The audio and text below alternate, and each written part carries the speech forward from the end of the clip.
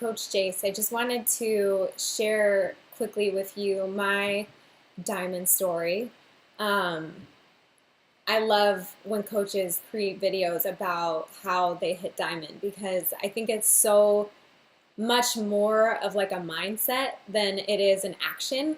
I think setting the goal and really deciding that you want to be a diamond coach, and not just that you want to get to the rank or you want the title, but you want to actually be a diamond coach is so important in the process. And I just wanted to kind of go through what was going on with me at the time, and how I did it. So I became a coach in 2012, and I knew that I would only have about a year to coach. My husband was in an MBA program at Thunderbird in Arizona, and I knew that he would land some big job, and then we'd start working the corporate world, and then, I would move on and we would be done with this coaching thing. I was just trying to do it to kind of make ends meet. I was really doing it to create a support system around myself because I just moved to a new state for grad school and I didn't know anybody. I was in a really depressive kind of state, super out of shape. I was just in a really bad place, but I was in a really good place for change. I was in a really good mindset to do something drastic. And usually when I'm in a really righteous funk, it takes a big, drastic transition for me to kind of snap out of it.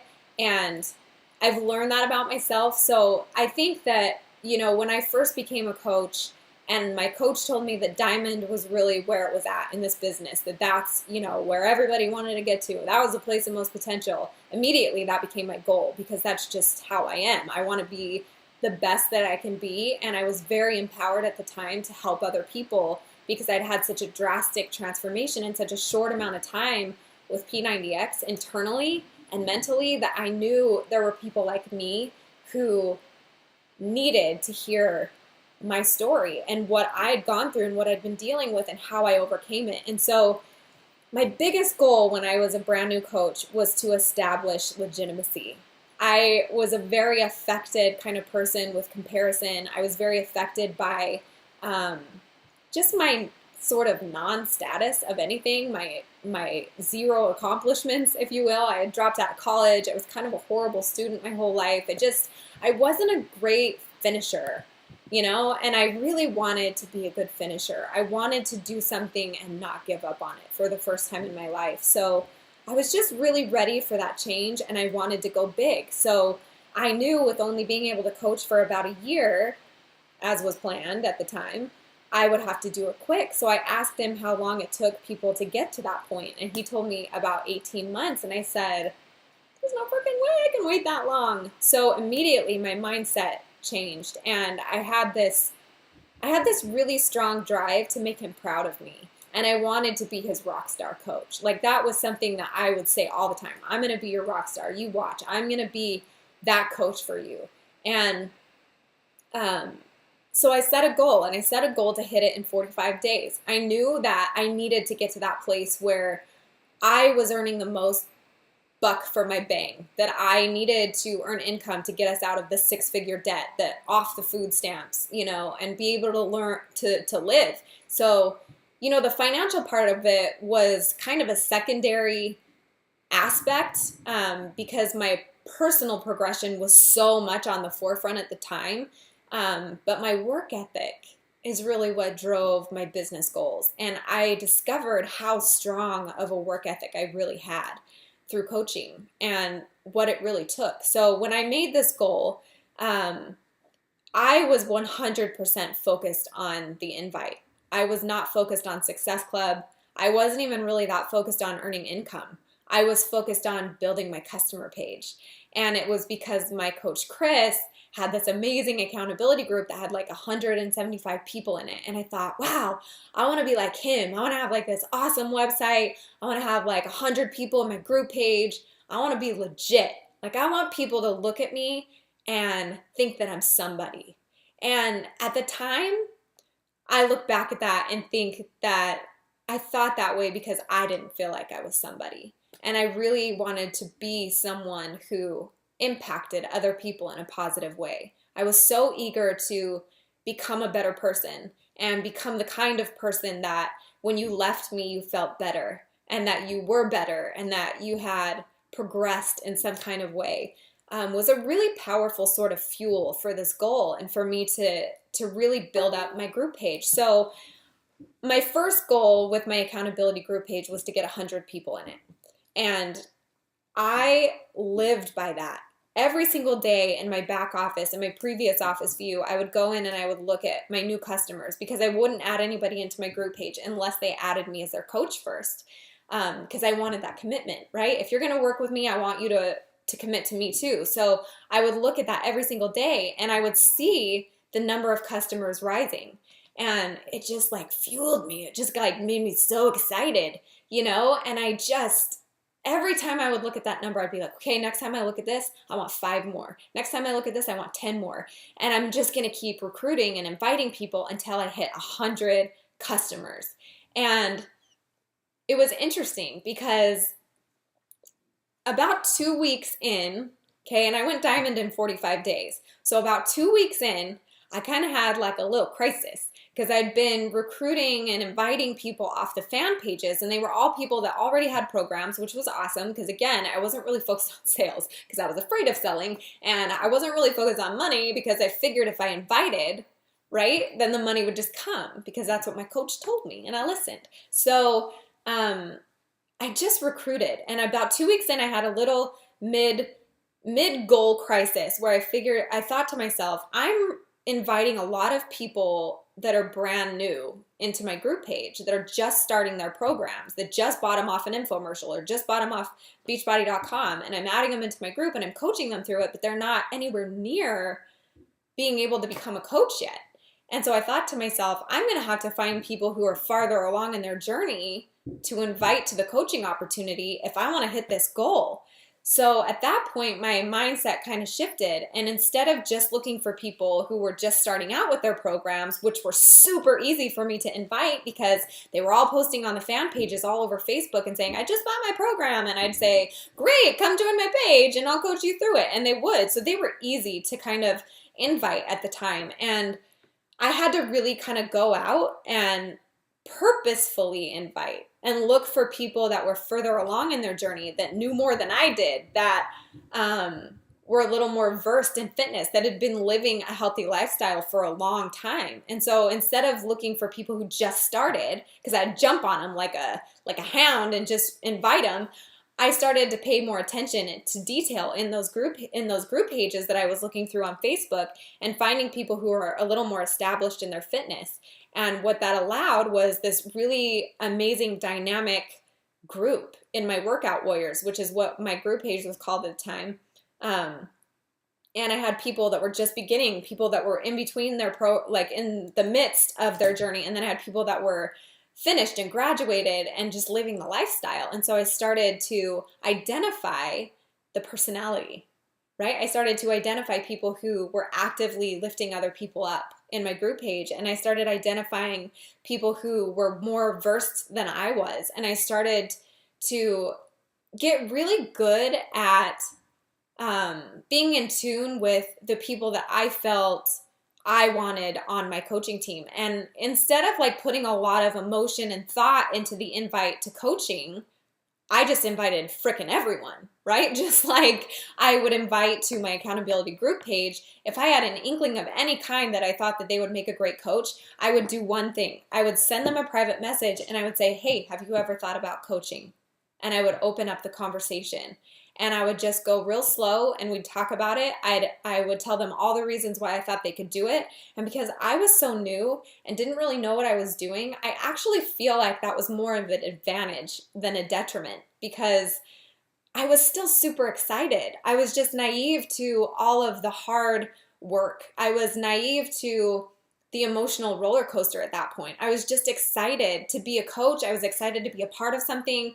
I was excited to have goals. I was excited to be motivated and progressing. And I just, that's really what fueled me forward. It didn't really have anything to do with anything other than that. And I think that that's why I was so successful at inviting coaches early on, because I just wasn't afraid. I had nothing left to be afraid of. I was rock bottom. I mean, like below rock bottom when I became a coach. And it was almost like that fear was just beat out of me by my own mind saying, no, you're not that old person anymore. This is not who you want to be. Stop acting like the old Jace. You're Coach Jace now. You have a mission. You have a purpose. You want to help people. You want to actually create change. You want to make a difference.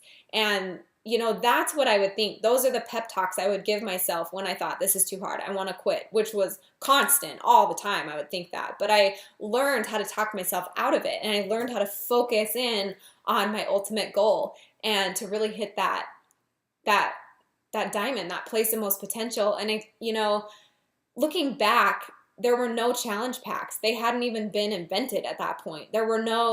I didn't have Instagram. I think it had just barely launched in 2012, and I had like 70 followers who were just my friends and family, and all that was on my Instagram page were pictures of my kid, and that was it. I didn't know how to use it. I didn't, I like to take pictures, but I didn't have, that recruiting machine that I have now. I literally built my entire business from zero friends, zero network on Facebook, just by opening my mouth and not being afraid to invite people. What did I have to lose? I had lost myself, and what is worse than losing that? So I just didn't have that fear, and that was a very important detail in that journey. Another, so the first thing, I set really strong customer goals, and I recruited until I hit them. I invited my butt off until I hit that goal of 100 customers. I invited coaches fearlessly, simply, in a way of, hey, have you ever thought about coaching? That was all I would say, and it would just open the conversation up. Number 3, I would, try and find those dynamic customers, and not just people who are just starting out. And I would, make sure that I was trying to invite people that were better than I was, that I wanted to be like. And I just came off like I was a 15-star diamond coach, even though I was barely an active status coach who couldn't afford Shakeology, so I put up my credit card. And then the other key factor was having a success partner. So my success partner was so key in me hitting that diamond goal, because we made the goal together. And he knew a lot more about the business than I did, which allowed me to just focus on the invite. And I didn't have to think about the business details. And when I did sign up a coach, I would go to him and say, what do I do with them? What do I do? And he would literally walk me through the process. And I want you guys to know that was so critical for me. I learned the business over a 6-month period by asking questions. I didn't have a training. I didn't have my coach doing one-on-ones with me. I didn't have any of that. I had a success partner who had started a little bit before I did, who was, more versed in the business than I was, that I could go to and ask questions. And if he didn't know, he'd find the answer for me. So in a way, he was very much like my coach, but we were both pushing together. We had the same goal. We were in each other's accountability groups and building relationships with each other's customers. So we leveraged that. And when I found somebody in his group that I felt like would make a great coach, I would reach out to his customer and say, hey, have you ever thought about becoming a coach for Maddie? And I would try and recruit them for him.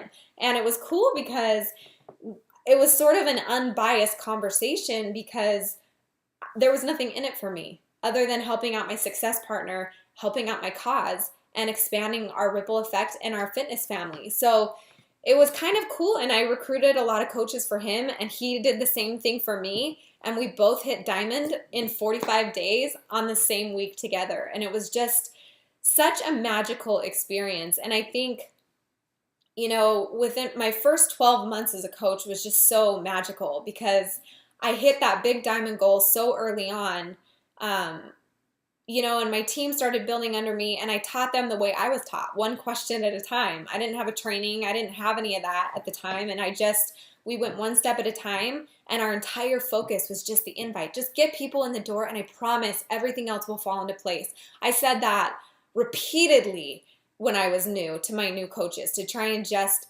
amp them up, keep them focused, just get people in the door, just help them, just keep inviting, don't be afraid. And you know, that simple focus is really what built my business to a 2-star level within 12 months and helped me go from earning $0 to $1,500 a week within 12 months. You know, it was just that invite, that relentless pursuit to help other people.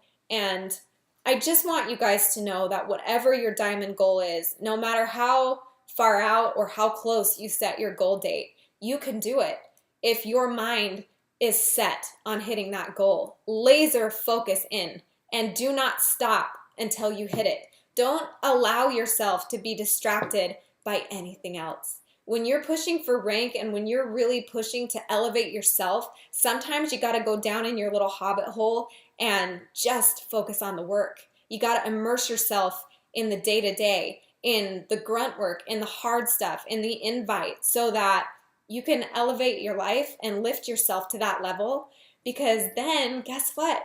You get to lift other people to that level. And that's how we lift our lives and how we lift others. We do it first so we can pave the path, so that we can teach step by step, so that we know and anticipate what our coaches are going to go through, and we can keep them mentally in the game and support it emotionally and help them with the tools that they need to hit these big goals.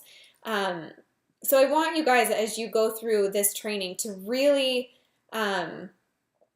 focus on that. Focus on the invite. Focus on your accountability group. Focus on your cause.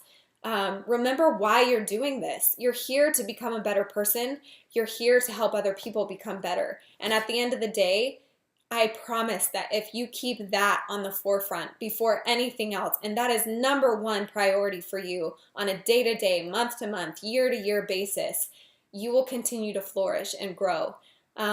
And I hope one day that you can make a video and talk about your diamond story and your magical first year and the ups and downs, and inspire your coaches to just get after it, because there's no reason why you can't do it.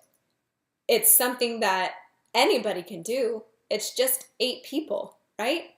Get that dream team. Think about those 8 people. Dream about those 8 people. Do everything in your power to find those 8 people that are going to build the foundation of your long-lasting career helping others.